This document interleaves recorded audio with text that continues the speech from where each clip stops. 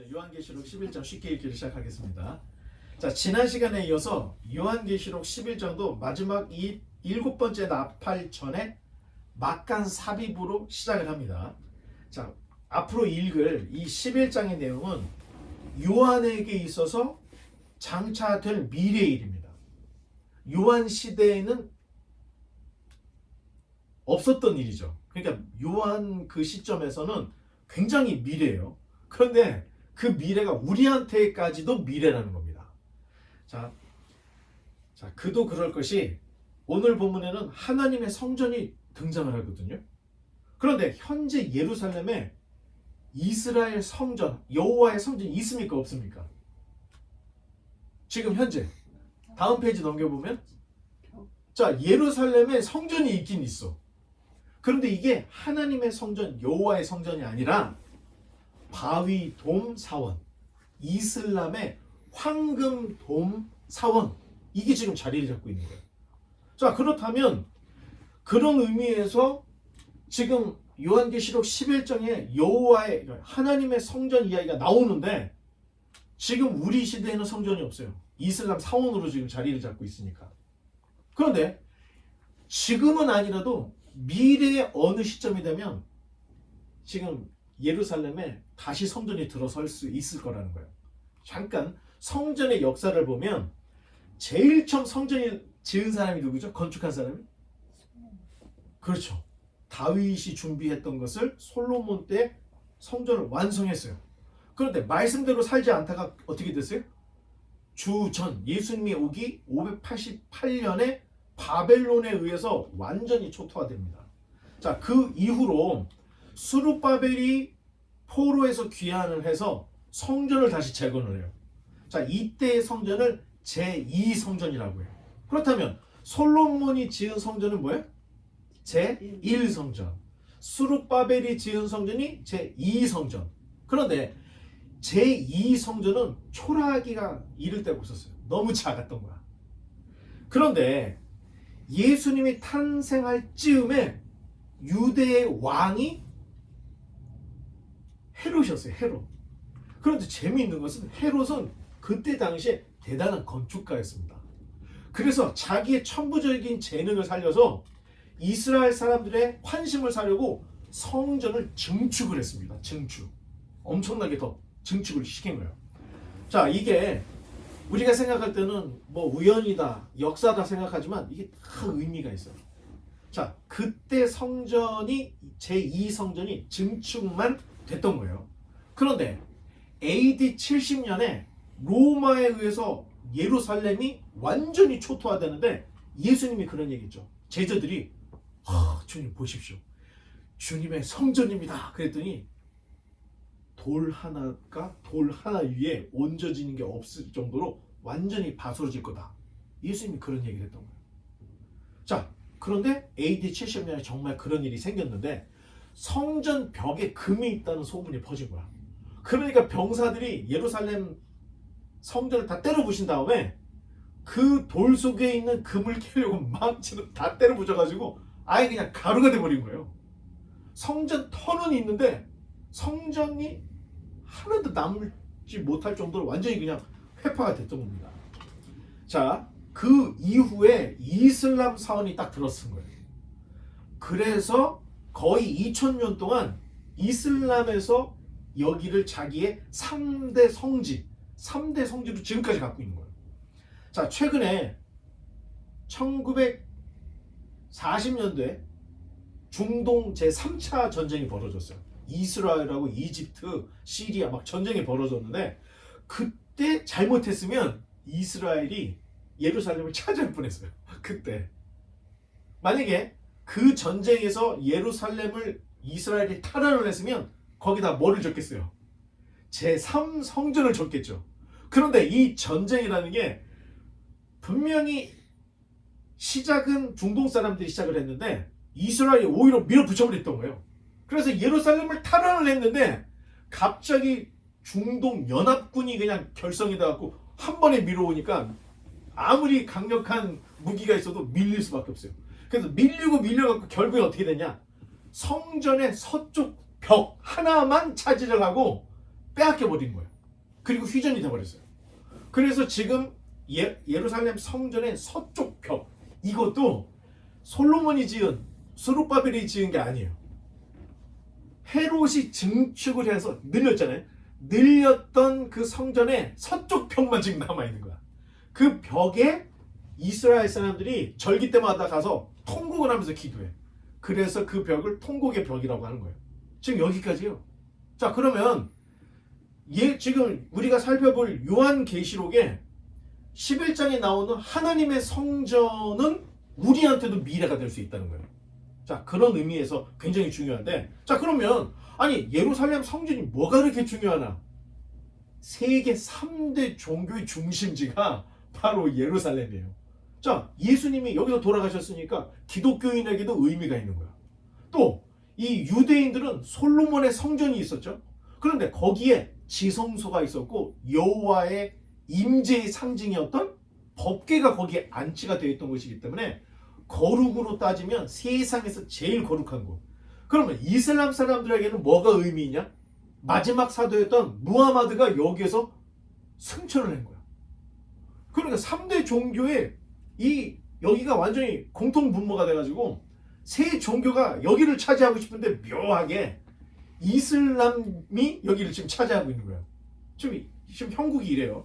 자, 뿐만 아니라 고대로부터 내려오는 이야기들을 보면 이 성전 터에서 창조가 시작이 됐다는 거예요.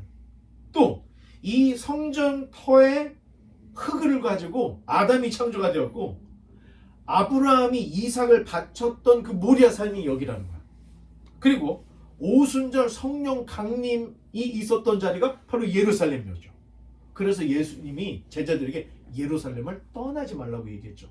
그래서 이 지금 성전 주변에서 모든 일들이 다 지금 역사적인 사건들이 다 일어났던 거예요. 자, 그렇기 때문에 세 종교들이 가장 신성한 곳 한다면 여기를 지금 다 얘기를 하고 있어요. 자, 아마도 지금 우리가 세계대전이 1차 세계대전, 2차 세계대전까지 있었죠. 그리고 이제 국지전이 이제 여기저기서 벌어지고 있는데 전 세계가 움직이는 3차 세계대전은 아직 일어나지 않았어요. 그런데 만약에 3차 세계대전이 일어난다 하면은 그것은 여기에서 일어날 거다. 다들 그렇게 예상들을 하고 있습니다. 사람들이. 이스라엘이 어떻게든 여기를 밀어버리고 예루살렘 성전을 짓겠다. 만약에 그렇게 마음을 먹는 순간 3차 세계대전이 일어나는데 만약 이스라엘이 잃어버린 성전 터를 찾아서 성전을 다시 재건을 한다 할 때에는 전 이슬람 국가를 상대로 전쟁을 해야 되는 거예요. 자, 이런 지금 역사적인 또 그다음에 정치적인 또 군사적인 이런 흐름이 있다는 거예요. 자, 이런 것들을 알면 우리가 성경을 볼 때 요한계시록 11장은 우리한테도 장차될 일, 미래의 일이구나. 이제 이런 걸 알 수가 있습니다. 자, 만약 여러분 시대든 아니면 지금 당장이든 아니면 더 먼 미래에든 예루살렘의 제3성전이 재건이 된다 할 때는 그때는 이제 주님 오실 날이 굉장히 가까웠구나. 자, 이런 것들을 우리가 감지할 수가 있습니다. 왜? 지금 예수님 오실 때가 바로 제3성전이 있어야 지금 스토리가 연결이 되기 때문에 지금은 아니지만 미래 어느 시점에서는 일어날 수 있다. 자, 그러면 이제 11장 1절로 2절의 말씀을 한번 읽어보겠습니다. 또 내게 지팡이 같은 갈대를 주며 말하기를 일어나서 하나님의 성전과 제단과 그 안에서 경배하는 자들을 측량하되 성전 바깥 마당을 측량하지 말고 그냥 두라. 이것은 이방인에게 주었은즉 그들이 거룩한 성을 42달 동안 짓밟으리라. 아멘. 감사합니다. 자, 측량한다 할 때는 구약적인 배경에서 심판과 보호의 의미가 두 가지가 있어요. 자, 하나님께서 무엇인가를 작정하셨을 때 이렇게 측량한다 이런 것들이 나오는데, 자, 예루살렘이 멸망하기 전, 솔로몬이 지었던 제1성전이 멸망하기 전 수많은 선지자들이 다 경고를 했던 거야. 함량 미달이다. 니네 이러다가는 성전 날아간다. 선지자들이 계속 그 얘기했어요. 아니, 심지어는 아모스는 다림줄 길게 늘어뜨리고 밑에 추가되어 있는 하나님이 지금 너희들을 다림줄로 딱 측량을 했더니 너희 함량 미달이야. 니네 빨리 회개하지 않으면 예루살렘 콩가루 된다. 이런 경고들이 성경 곳곳에 있는 거예요. 그러니까 측량한다는 건 두 가지 뜻이 있는 거예요. 하나님이 이제 심판하신다. 또는 하나님이 그 백성을 한계를 딱 지어서 너희들을 구원한다고 하는 보호의 의미가 있어요. 두 가지 의미가 있다. 자, 이런 것들을 여러분이 알고 성경을 읽으면 훨씬 이해가 좋고. 자, 그런데 성전 안은 측량을 하는데 바깥은 측량하지 말라고 되어 있죠.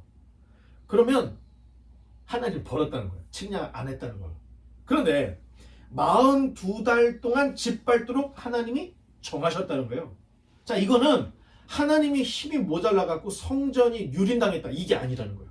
하나님이 42달 동안 이방인들에 의해서 성전 밖이 유린되도록 하나님이 작정했다는 걸 얘기하고 있는 거예요. 자, 그러면 지금은 우리 시대에 없지만 제3 이스라엘의 성전이 다시 건립이 될 거고, 그리고 이 시점이 되면은 42돌 동안 지금 그 주변에 있는 나라들이 예루살렘을 짓밟는다. 자, 이런 이야기들을 우리에게 하고 있는데 이게 하나님이 정한 뜻이라는 거예요. 자, 이런 일들이 생기면 주님 오실 때가 다 됐구나. 우리에게 알라고 하는 징조를 보여준 거예요. 자, 근데 여기에서 말하는 42달, 자, 다음 페이지 넘겨보면 42달을 길게 표현하면 1260일이 되는 거예요. 자, 1260일. 자, 그리고 1260일 좀 줄여서 말을 한다? 이게 3년 반이 되는 거예요. 3년 반보다 더 줄여? 한때, 두때, 반때. 즉, 이 용어가 다 똑같은 이야기를 어디서는 1260일이라고 하고, 어디서는 42달이라고 하고, 어디서는 3년 반, 또는 한때, 두때, 반때, 이렇게 얘기해요. 여러분들이 이런 개념을 알고 있어야 성경을 읽을 때 이게 어떤 개념인지 정확하게 알 수 있기 때문에 제가 그래서 아예 그냥 준비를 해서 여러분들에게 얘기했는데 똑같은 기간이에요. 42달, 3년 반, 1260일, 한때, 두때, 반때. 자, 똑같은 기간. 이게 언어 유희라는 거예요. 음악을 연주할 때도 A하고 A-가 비슷해. 똑같이 연주하면 연주를 못하는 거잖아요. A 때는 이렇게 여기 있으면 A- 때는 뭔가를 변형을 주는 거. 음악에서도 이렇게 하는 것처럼 성경에서도 언어 유희를 이렇게 많이 쓰고 있다는 거예요. 자, 그리고 계속 연결해서 3절로 4절을 읽어보겠습니다. 내가 나의 두 증인에게 권세를 주리니 그들이 굵은 베옷을 입고 1260일을 예언하리라.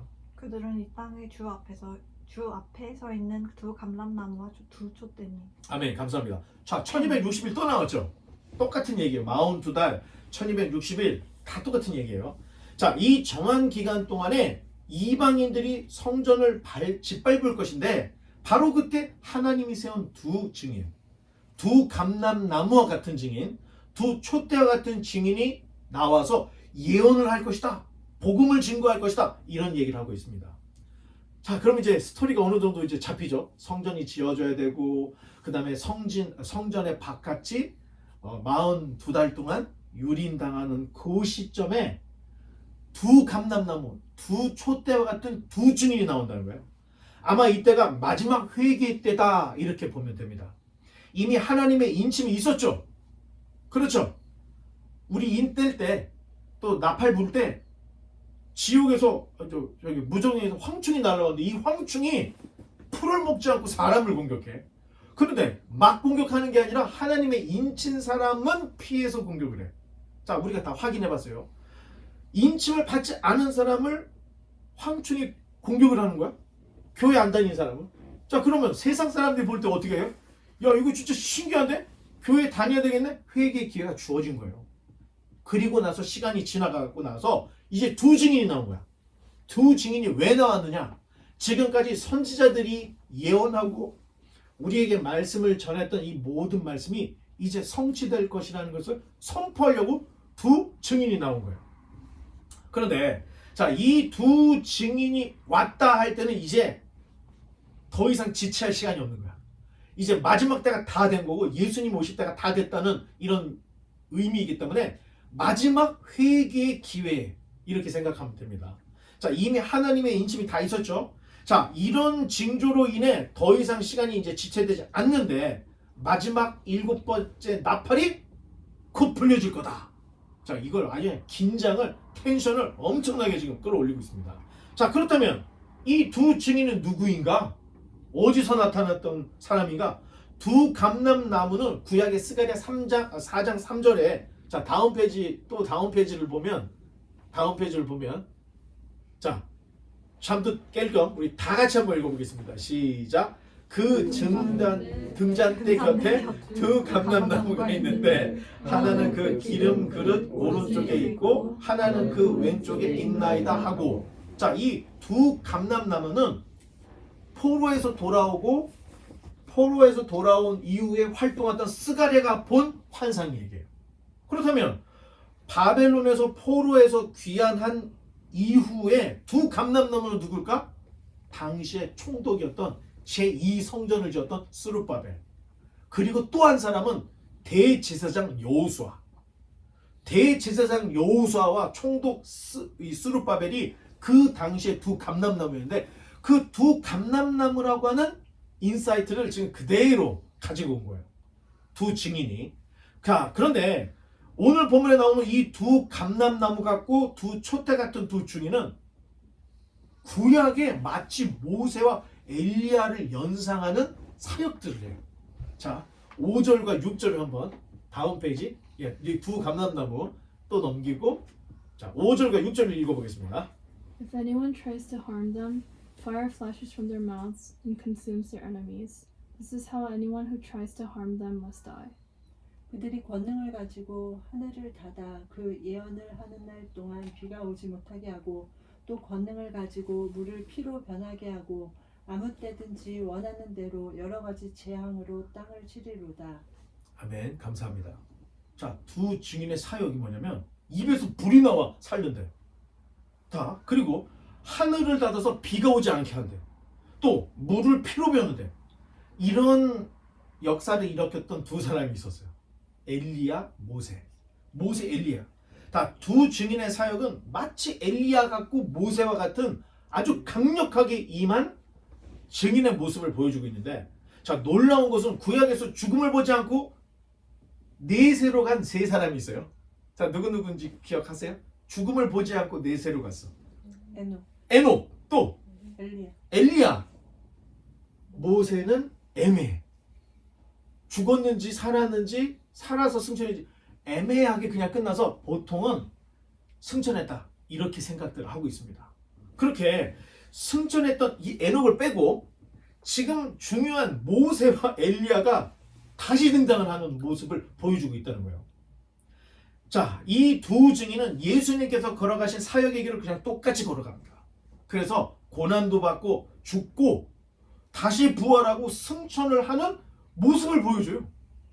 되게 굉장히 아마 황충이 입맞지 않은 사람을 공격할 때 사람들이 다 충격을 받았을 텐데 예루살렘 앞에 두 증인이 나타나는데 입에서 불이 나와. 그리고 하늘을 닫아서 비를 안 내리게 하고 또 물을 막 피로 변하게 하는 이런 일들이 생긴다면 그때 당시 사람들이 얼마나 충격을 받겠습니까? 자, 7절로 9절을 계속해서 읽어보겠습니다. 그들이 그 증언을 마칠 때 무적행으로부터 올라오는 짐승이 그들과 더불어 전쟁을 일으켜 그들을 이기고 그들을 죽일 터인지 그들의 시체가 큰 섬 길에 있으니 그 성은 영적으로 하면 소돔이라고도 하고 애굽이라고도 하니 곧 그들의 주께서 십자가에 못 박히신 곳이라. 백성들과 족속과 방과 나라 중에서 사람들이 그 시체를 사흘 반 동안을 보며 무덤에 장사하지 못하게 하리로다. 아멘. 감사합니다. 자, 용어 자체가 구약 용어를 그대로 다 가지고 오죠. 그렇다는 것은 과거에 있었던 이야기는 다 예표라는 거예요. 미래에 있을 예표들이었고 그림자들이었고 이제 진짜 일들이 벌어질 것이라는 것을 지금 신약에서 다 풀어주고 있는 거예요. 자, 예언하던 두 증인은 누구도 막을 수가 없었어요. 불이 나오고 뭐 비를 그치고 피를 변하게 하니까. 그런데 무적행으로부터 올라온 짐승이 그들을 이기더라는 거예요. 그리고 그들을 죽여. 그리고 그들의 시체를 큰 성길에 사흘 반, 3일 동안 그냥 버려두는 일이 벌어지더라는 겁니다. 자, 두 증인은 사람으로서는 이길 수가 없는 존재들이었는데 무적행으로부터 올라온 짐승이 둘을 죽였어. 이 얘기는 일반 사람들은 이 사람들하고는 감당이 안 되는 존재들이라는 거야. 사탄이 팔 걷어붙이고 예잇 하고 제거하지 않으면 죽지 않는 존재들이라는 거예요. 자, 이 두 증인이 마지막 순교자들입니다. 이 두 증인이. 예수님도 사람이 이겨서 죽일 수 있는 분이 아니에요. 어떻게 예수님을 사람이 죽이겠습니까? 그러니 예수님을 죽이려고 옛 뱀, 마귀, 사탄이 유대 종교자들을 현혹을 하고 로마의 정부를 대표하는 총독 빌라도를 부채질을 해서 그러한 그 엄청난 그 압력으로 예수님을 결국에는 십자가에 죽게 했던 거예요. 그러니까 사람은 예수님을 못 죽여요. 정부들을 동원하고 지도자들을 움직여서 예수님을 죽여. 지금 두 증인의 지금 길이 예수님이 하셨던 그 길과 너무 비슷한 거예요. 자, 두 증인이 죽임당한 그 큰 성 길은 바로 예수님께서 십자가에 못 박히신 곳이라는 것을 요한이 해설로 얘기를 해주고 있는 거예요. 요한이 해설을 해줘요. 자, 이것이 마지막 7째 나팔 전에 마지막 회개의 기회였다는 거예요. 마지막 회개의 기회. 이런 기적을 보고도 못 믿냐? 자, 이제 계속해서 10절 한 절만 아직 그렇죠? 죄송합니다. 자, 10절 한 절만 읽어주시기 바랍니다. All the people who belong to this world will gloat over them and give presents to each other to celebrate the death of the two prophets who had tormented them. 아멘. 감사합니다. 자, 두 증인이 무적행으로부터 올라온 짐승에 의해서 딱 죽자 세상에 축제가 벌어지는 거예요. 마치 교회를 박해하며 세상이 즐기던 상황을 똑같이 그려내고 있는 상황인 거예요. 이상하죠? 기독교인들이 죽으면 사람들이 막 즐거워해. 과거로부터 지금까지. 자, 그런 모습을 그대로 보여주고 있는 거예요. 하지만 11절 12절 3일 반 후에 하나님께로부터 생기가 그들 속에 들어가매 그들이 발로 일어서니 구경하는 자들이 크게 두려워하더라. 하늘로부터 큰 음성이 있어 이리로 올라오라 함을 그들이 듣고 구름을 타고 하늘로 올라가니 그들의 원수들도 구경하더라. 아멘. 감사합니다. 자, 왜 그들은 시체를 3일 반 동안이나 큰 성길에 방치를 했을까? 신기하죠, 여러분? 사람이 죽었으면 뭐 무덤에 묻든 화장을 하든 해야 되는데 3일 반 동안이나 손들 안 대고 그대로 있고 자기네들은 축제를 했던 거야. 2000년 전에 예수님의 사건이 딱 떠올랐던 거야. 자, 너무 중요한 사실, 이 두 증인의 사건은 예루살렘에서 벌어질 지금보다 장차 일어날 일이에요. 장차 일어날 일. 그런데 그 장차 미래에도 유대인들은 예수님 믿지 않고 있었던 거예요. 고작 입맞은 사람이 이스라엘 사람 중에 14만 4천 명밖에 안 될 정도로 이스라엘 사람들이 입맞을 확률이 굉장히 적고 예수님을 믿는 사람이 되게 적었다는 것을 성경이 말해주고 있는데, 예수님 당시 종교 지도자들이 예수님의 십자가 무덤에 있다 보니까, 자, 정말로 부활을 했는지, 두 번째, 제자들이 시체를 몰래 숨겨놓고 부활했다고 거짓말을 했는지 모르는 거야. 그러니까 이번에는 그 시체를 그냥 두는 거야. 어떻게 되는지 보자. 왜? 2000년 전에는 아리마대 사람 요셉의 무덤에 예수님을 넣어버린 거야. 돌로 굴려놨던 거야. 그러니까 진짜 부활했는지 제자들이 시체를 훔쳐가고 부활했는지 모르니까 이번에는 그냥 둬보자. 그리고 그냥 축제하자. 축제를 하고 있었다는 겁니다. 그래서 이번에는 이 시체를 그냥 뒀는데 3일 반 후에 두 증인이 갑자기 살아나. 두 증인이. 그리고 하늘로부터 이리 올라오라 하는 소리를 듣자마자 모든 사람이 보는 앞에서 구름을 타고 예수님처럼 하늘로 올라가 버리더라는 거예요. 아마도 이 사건이 생중계가 됐을 거라는 거야. 자, 지금은 지구 반대편에서 일어나는 일들을 우리가 다 알잖아.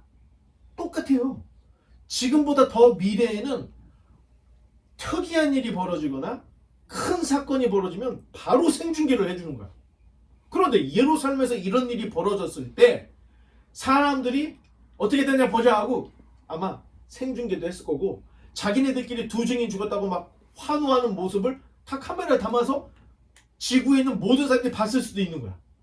그런데 갑자기 두 증인이 벌떡 일어나. 그러니까 성경이 어떻게 두려워했다는 거야. 이게 무슨 일이지? 그리고 승천을 해버렸던 거예요. 완전히 충격이었던 거죠. 이때가 마지막 회개 기회였다는 거예요. 이때가. 자, 13, 14절.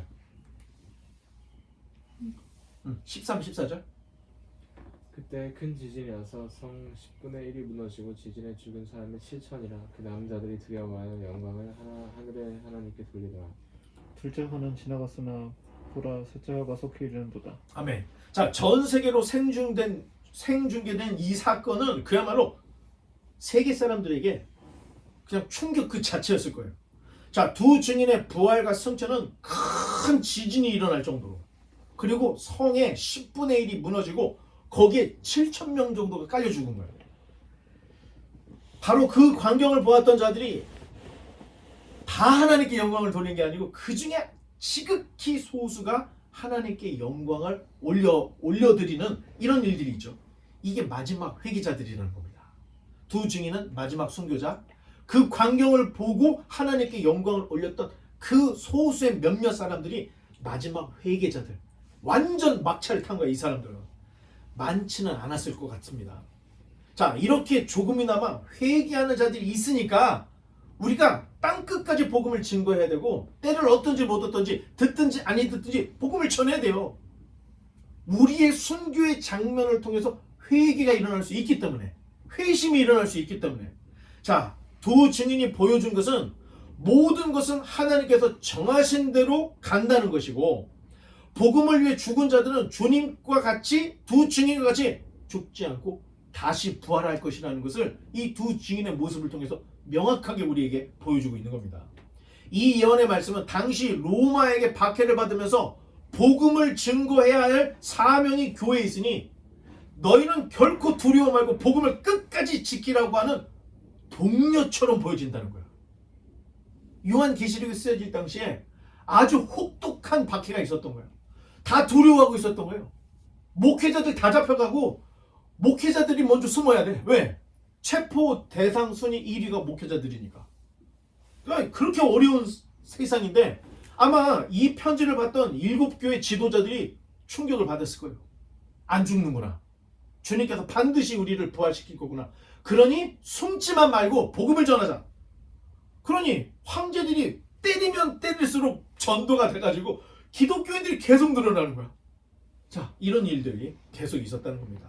자, 이 사명이 요한에게만 있었던 게 아니고, 요한 공동체에만 있었던 게 아니고, 소아시아를 대표하는 7교회들에게만 있는 게 아니라, 이 사명은 이 말씀을 읽는 우리 모두에게 이 사명이 있다는 것을 각인을 시켜주고 있다는 거예요.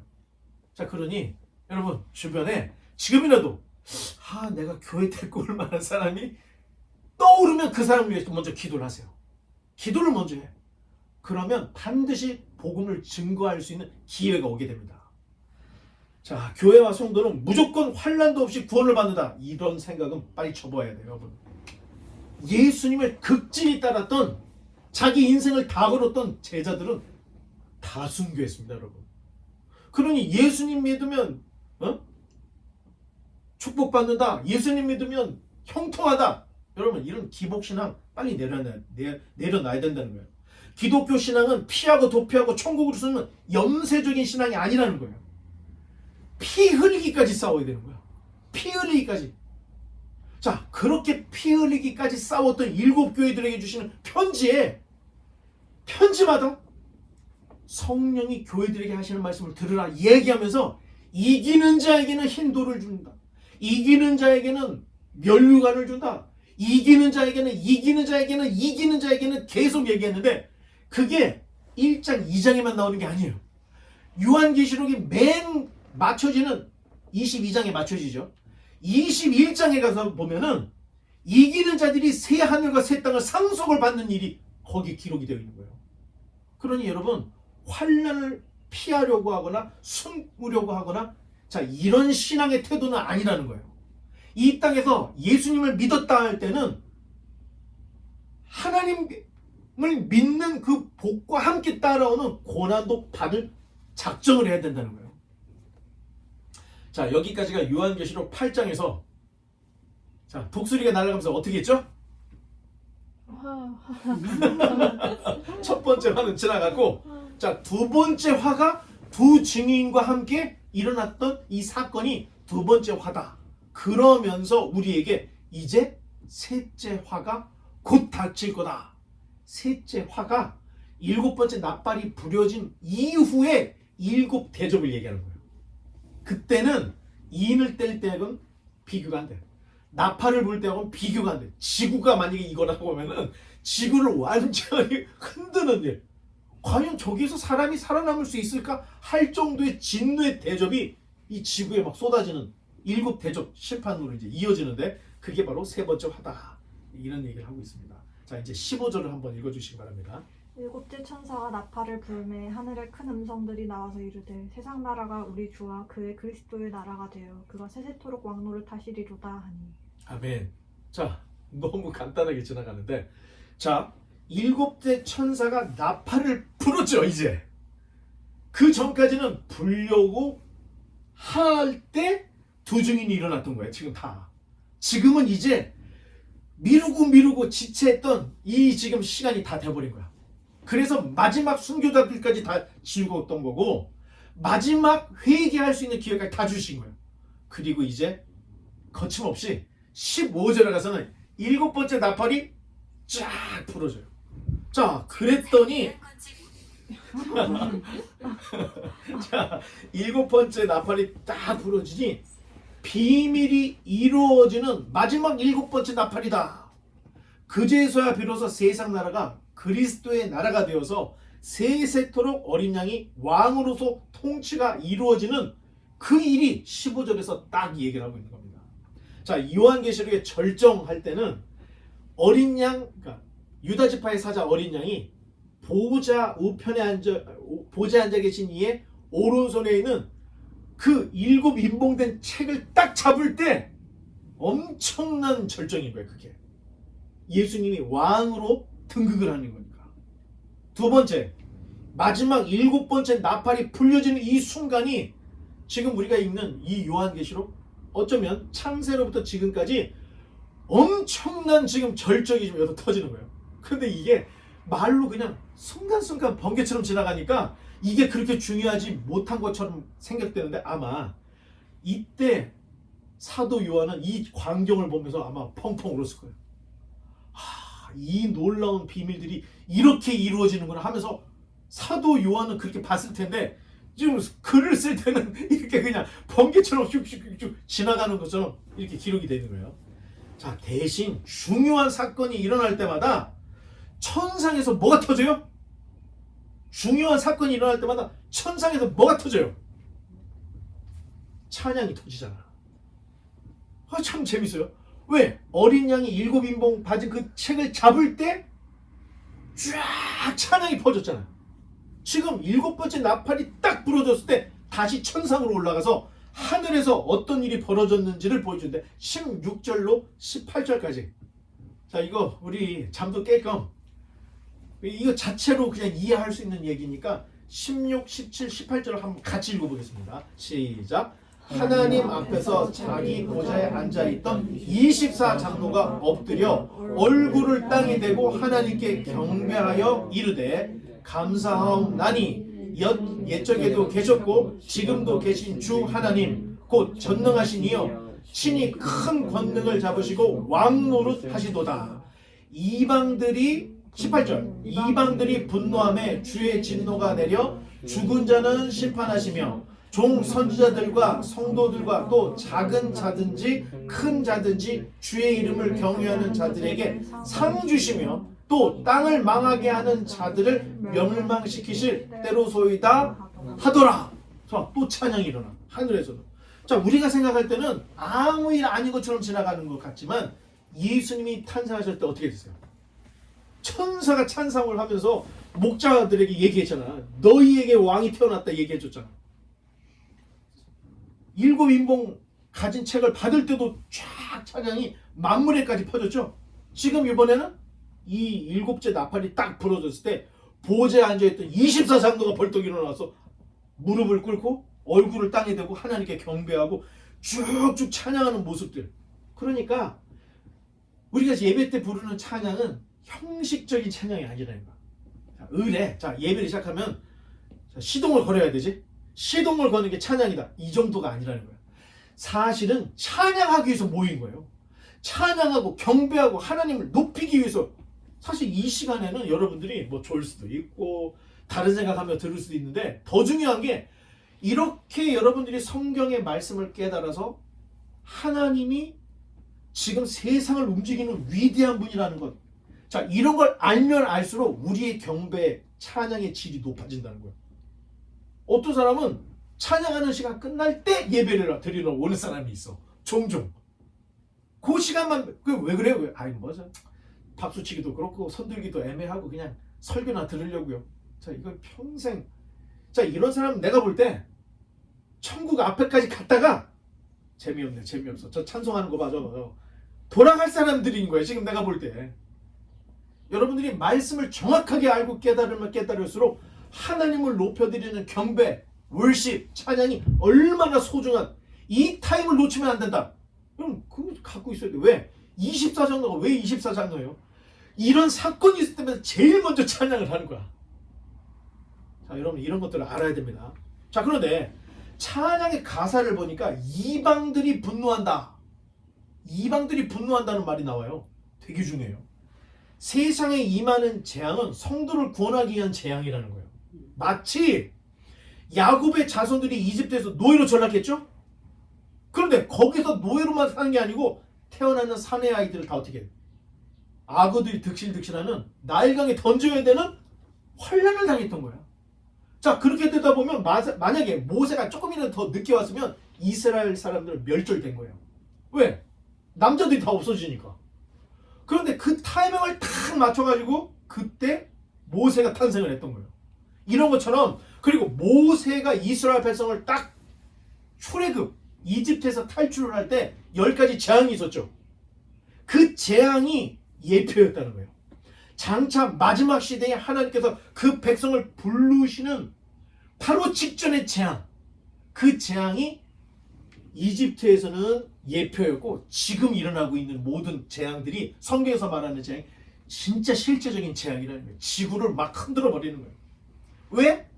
하나님의 백성들을 구원하기 위해서, 건지기 위해서, 하나라도 더 마지막까지 회개하게 하기 위해서 이런 일들이 벌어지고 있다는 걸 보여주고 있는데, 마지막 7째 나팔이 불려지기까지 성도와 교회는 극심한 환난과 핍박을 또 받게 된다는 거예요. 자, 7인, 7나팔, 7대접. 자, 이거는 재앙에 초점이 맞춰져 있는 거야. 재앙이. 그러니까 성도들이 어떤 환난과 고난을 받는다. 이 얘기들은 다 생략하고 있는 거예요, 여러분. 그래서 이제 11장 끝나고 요한계시록 12장, 13, 14장을 보면, 자, 나팔이 불러졌죠. 자, 여기까지 지금 스탑이 된 거야. 그리고 돌아가서 과거로부터 야곱의 백성들이 어떻게 시작이 되었는지 이야기를 해서 쭉 와서 14장에 보면 여러분 그때 적그리스도가 그때 출현합니다. 마지막 7번째 나팔 불기 바로 직전에 적그리스도가 출현해요. 그래서 무슨 짓을 하냐? 666 표를 받지 않으면 매매를 할 수 없게 하는, 교회 다니는 사람 다 잡아들이는 이런 일이 있다는 것을 12, 13, 14장에 가서 보면은 얘기를 해주는 거야. 지금은 인할 때 현상, 징조, 또 나팔을 불 때 현상, 징조, 여기 초점이 맞춰서 성도들이 당하는 고난에 대해서 말을 지금 안 하고 있는 것 뿐인 거예요. 그런데 12, 13, 14장을 가서 보면 예수님이 오기 전 마지막 7번째 나팔이 불기 바로 직전에 극심한 환난이 또 핍박이 닥치는구나. 이런 것들을 우리가 알 수가 있다는 겁니다. 그 시대는 바로 배도하는 시대, 교회를 떠나는 시대, 또는 끝까지 남아서 인내하는 시대가 올 거라는 것을 이제 12, 13, 14장을 보면 여러분 어금니가 떨릴 정도로 무시무시한 일들이 이제 벌어진다는 것을 여러분 진짜 지금 놀랍습니다. AI를 개발했던 사람들이 개발에 손을 다 떼어요. 일론 머스크도 다 손을 떼어. 왜 그러냐? 이게 유튜브 얘기니까 뭐 얼마큼 신뢰할 수 있을지 모르겠지만 한계가 없다는 거예요. 노베이 다이너마이트를 만들었을 때 이게 이렇게 전쟁에 쓰일 줄 몰랐던 거야. 그래서 노벨 평화상이라는 걸 만들어서 자기 재산을 다 기부했잖아요. 그런데 AI를 개발했던 사람들이 지금 손을 떼는 이유가 한계가 없다는 거예요. 이게 지금 어떻게 튈지 모르는데 제한도 없고, 예? 이러다가는 이거 AI가 세상을 멸망시키는 거 아니냐? 그래서 구글에서 다 나오고 있어 지금 사람들이, 과학자들이. 자, 이런 일들 보면 여러분 지금 돌아가는 세상이, 지금 구글에서 구글 얼스를 켜서 보면 우리 집 대문이 보여 안 보여? 보여요 여러분. 우리 집이 어떻게 생겼는지 딱 나와요. 여러분 페이스북에 여러분 요새 지금 셀폰을 부팅할 때 자기 얼굴 들이대 안 돼? 그런 사람 있죠. 얼굴을 딱 페이스 아이디 해가지고 얼굴을 딱 인식해주죠. 지금 전 세계에 만약에 80억이 있다, 거의 대부분이 지금 얼굴이 다 인식이 돼 있던 거예요. AI가. 여러분 지금 어떤 세상이 올지 모르는 거예요. 챗 GPT는 시작에 불과한 거예요 여러분. 정말 AI가 이미지를 100% 인식을 하고 AI가 언어를 할 수 있고 지금 문자만 인식하죠. 이런 것들이 다 갖춰주면 미래에 무슨 일이 벌어질지 모르는 거예요 지금. 자, 이런 것들을 생각해 보면 지금 우리는 그냥 넋놓고 있으면 안 된다는 겁니다. 정신을 바짝 차려야 될 때요. 고난의 때에는 참고 인내해야 될 것밖에 없어요. 고난의 때 어떡하겠어요? 참고 인내하는, 때리면 맞아야죠. 옥에 가두면 갇혀야죠. 죽이면 죽어야죠. 방법이 없고 힘이 없기 때문에. 그렇게까지 인내한 자들에게 결국에는 오늘 본문에 상을 얻게 된다고 하는 찬양의 가사가 있는 거야. 24장로의 가사에 상을 얻게 되는데 이 상은 그냥 주는 게 아니라는 거예요. 환난을 이기고 핍박을 이긴 자에게 주는 상이라는 걸 얘기해 주는 거예요. 자, 그러니 여러분 기복적인 거 다 내려놔야 돼 지금. 이 땅에서 성공하려고 예수님 착하게 믿을라? 이러면 안 된다는 거예요. 자, 여러분 회사에 너무 연연하면 안 됩니다.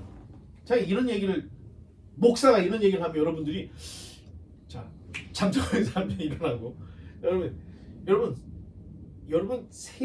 다니고 있는 회사에 여러분 너무 연연을 하면 여러분은 어떻게 사면 정신적인 노예가 되어버리는 거예요. 내가 여러분에게 바라는 것은 여러분 공부할 수 있을 때 빨리 공부해.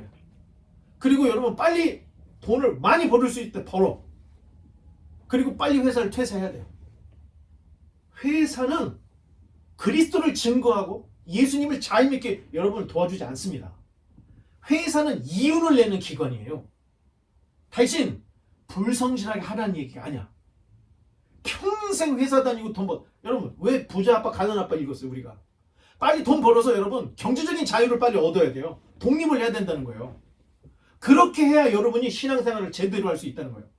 여러분 9 to 5 돼갖고는 아무것도 못해. 여러분 교회 갈 시간도 없어요 요새는. 너무 바빠가지고.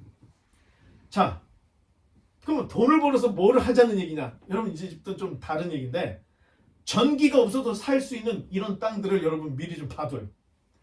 도처, 그리고 도처에 도피처가 될 만한 데를 미리 좀 사놔. 돈 벌어서. 그래서 성경도 거기다 숨겨놓고 성경 강좌, 지금 여러분과 제가 요한계시록 했죠? 이런 거 동영상 인터넷에 막아버리면 못 보니까 여러분 플로피 디스크나 이런 데다 좀 해가지고 좀 숨겨놔. 녹음해서 환난 날에 우리 다음 세대가 혹시 환난 때문에 피해서 도피처로 숨었을 때 앞으로 어떤 일이 벌어질지를 좀 성경 좀 보고 배워가지고 준비해 놓으라. 왜? 여러분 이게 전도예요 여러분. 아합과 이세벨 시대에 오바댜라는 국내 대신이 있었어요 여러분. 자, 우리 한번 기지개를 한번 피겠습니다. 허리도 좀 피고, 자, 기지개도 한번 피고.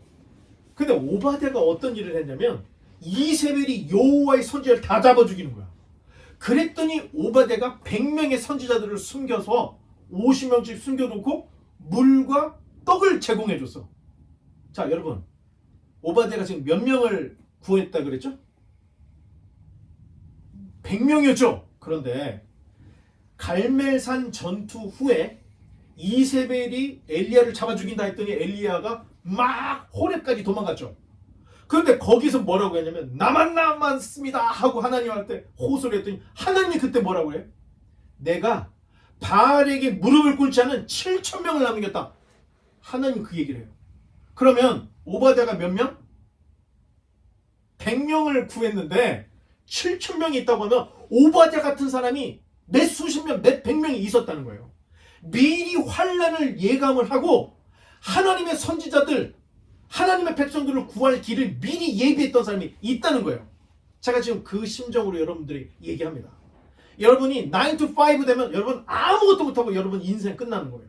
그런데 여러분들이 지금 다니는 회사보다 더 좋은 회사, 여러분들이 빨리빨리 커서 돈을 빨리빨리 미리 모아서 전기가 끊어도 살 수 있는 곳, 그리고 도피했을 때 성경과 물과 음식을 할 수 있는 미리 해놔.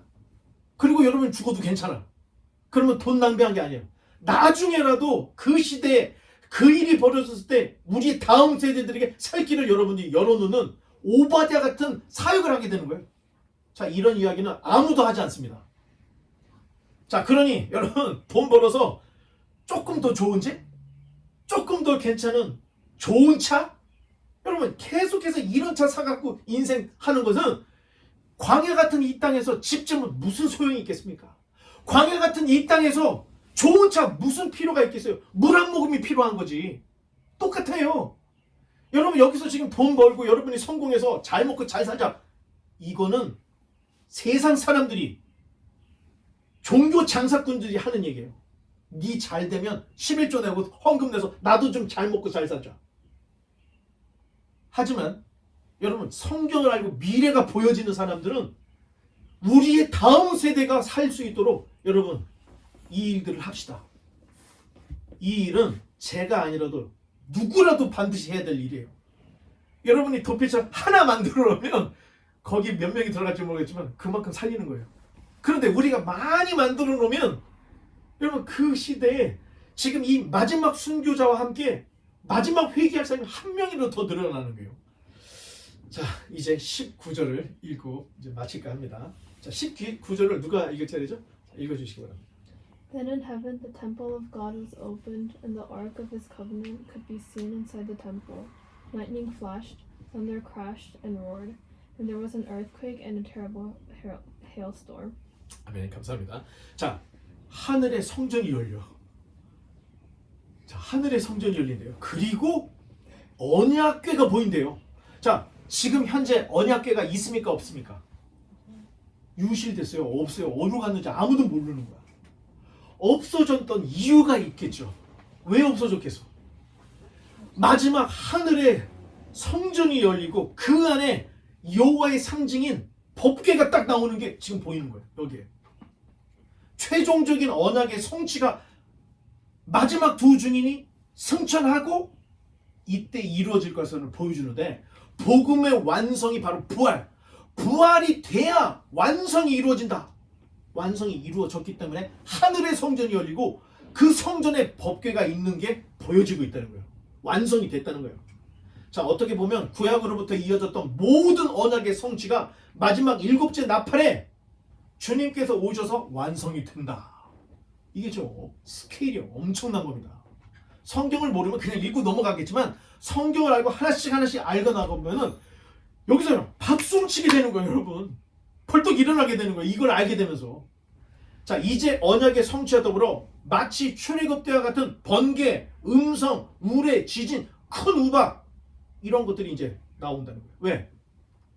이제 세상은 끝장났기 때문에. 왜? 더 이상 하나님이 보호할 하나님의 백성이 없으니까 이제는 그냥 마구마구 쏟아버린다는 의미가 있는 거예요. 자, 요한계시록의 진행이 여기서 딱 멈춥니다. 11장 마지막에서. 그리고 12, 13, 14장은 다시 과거로 돌아가는데, 여러분 이 과거로 돌아간다는 걸 모르면 자, 이제부터는 미궁으로 빠지는 거예요. 요한계시록이. 근데 이걸 12장부터는 다시 과거의 이야기를 주마등처럼 싹 스쳐 지나가려고 하는구나. 여러분 이걸 알면 이게 성경이 확 풀려버리는 겁니다. 자, 이제 마지막에 결론 맺겠습니다. 마지막 나팔은 하나님께서 정하신 그때 반드시 울려 퍼질 겁니다. 그때가 되면 하나님의 인침을 받은 자, 들림 받은 자, 그리고 그치 못한 사람이 딱 구분이 되는데, 자, 누가복음 17장 34, 35절이 없네요. 제가 한번 읽어보겠습니다. 내가 너희에게 이르노니 그 밤에 둘이 한 자리에 누워 있음에 하나는 데려감을 얻고 하나는 버려둠을 당할 것이요. 부부가 잠을 자는데 한 사람은 들림 받고 한 사람은 버려둠을 당는다는 거예요. 두 여자가 함께 맷돌질을 갈고 있음에 하나는 데려감을 얻고 하나는 버려둠을 당할 것이다.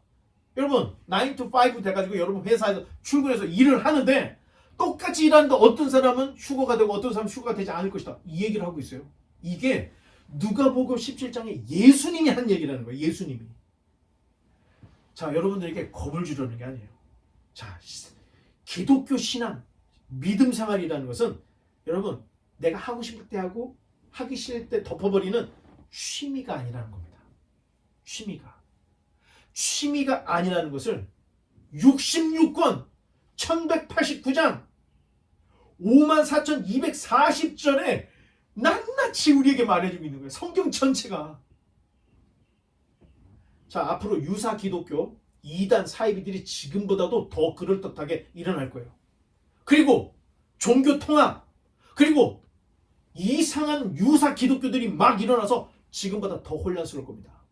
정통과 이단의 경계가 이미 무너졌지만 이 정도에서 끝나는 게 아니에요. 다 교회들이 가서 하나가 되자 하면서 막 모일 때 여러분 여기 따라가야 되겠습니까? 안 따라가야 되겠습니까? 성경을 보면 알게 돼. 성경을 모르면 휩쓸려 버리게 되지만 성경을 알면 구별을 할 수 있고 분별을 해서 환난을 인내하고 결국에는 마지막 나팔이 불려질 때 부활을 하든 변화를 하든 주님을 만나는 역사가 있을 것이라는 것을 말해주고 있는데 바라기는 우리 모두가 곁길로 가지 않고 되돌아가지 않고 한쪽으로 너무 치우치지 않고 거룩하고 참된 믿음의 길로만 가서 주님의 부름에 내가 여기 있나이다 하고 주님을 공중에서 영접하는 저와 여러분 되시기를 주님의 이름으로 간절히 축원합니다. 기도하겠습니다.